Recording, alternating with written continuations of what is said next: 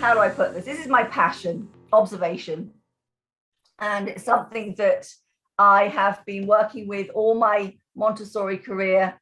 It really makes a difference to your work.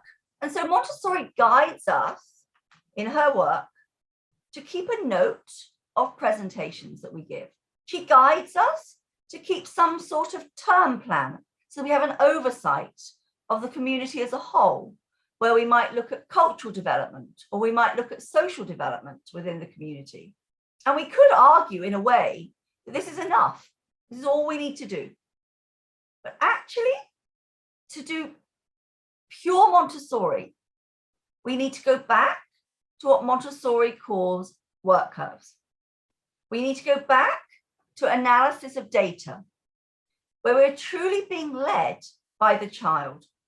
Let's find a way to produce data that enables us as guides to be led by that principle. Follow the child. Hand on heart, using work curves changes your life.